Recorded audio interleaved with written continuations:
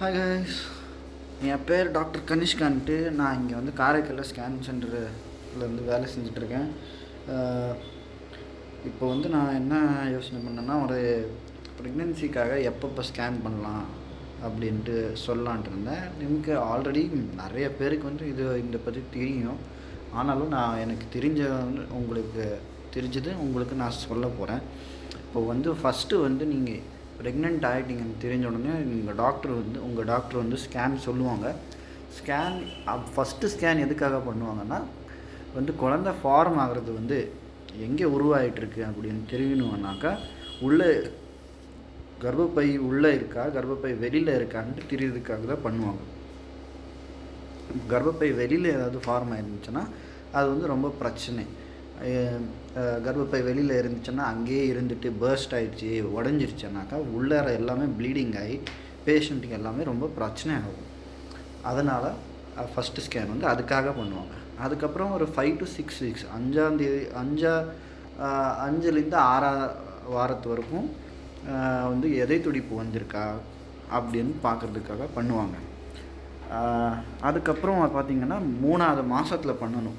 அதுக்கு வந்து என்டி ஸ்கேனுன்னு சொல்லுவாங்க. என்டி ஸ்கேனுனாக்கா குழந்தைக்கு வந்து கழுத்து எப்படி இருக்குது, கழுத்து ஓப்பன் ஆகிருக்கா, இங்கே ஏதாவது தண்ணி இருக்கா, அதுக்கப்புறம் மூக்கு நல்லா இருக்கா, மூக்கு போன் என்ன இருக்குது அது வந்திருக்கா, இதெல்லாம் பார்ப்பாங்க. அப்புறம்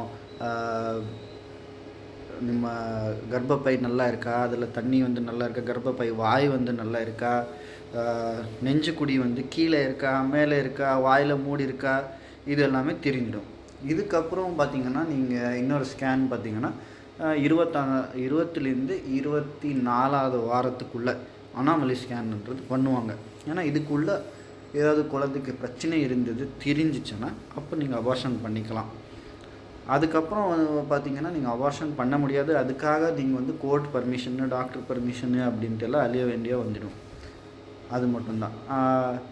அதுக்கப்புறம் பார்த்திங்கன்னா உங்கள் டாக்டருக்கு வந்து கை வச்சுட்டு பார்க்கும்போது குழந்தை வளர்ச்சி நல்லா இல்லை அப்படி ஏதாவது டவுட் வந்துச்சுன்னா அப்போ ஒரு ஸ்கேன் பண்ணிக்கலாம். அதுக்கப்புறம் ஒரு 30லேருந்து 32 வாரத்து டைமத்தில் அப்போ ஒரு ஸ்கேன் பண்ணிவிட்டு எப்படி குழந்தை வளர்ச்சி எப்படி இருக்குது, தண்ணி சத்து எப்படி இருக்குது, மூமெண்ட் எல்லாம் நல்லா இருக்கா, கையோட வந்து டோன் எப்படி இருக்குது, இது எல்லாமே பார்ப்பாங்க. அதுக்கப்புறம் அதே டைமில் மறுபடியும் நெஞ்சுக்குடி எப்படி இருக்குது, தண்ணி சத்து எப்படி இருக்குது, வாய் எப்படி இருக்குது, கர்ப்பப்பை வாய் எப்படி இருக்குது, திறந்துருக்கா க்ளோஸாக இருக்கா, இதெல்லாமே பார்ப்பாங்க. அதுக்கப்புறம் பார்த்திங்கன்னா நெக்ஸ்ட்டு வந்து குழந்தை பிறக்கிற முன்னாடி ஒரு டைம் குழந்தையோட வெயிட் வந்து 1.5 கிலோ மேலே இருக்கணும். யூஸ்வலாக 1.5 கிலோ மேலே இருந்தால் நல்லது. அப்போது வந்து குழந்த தங்கிடும்.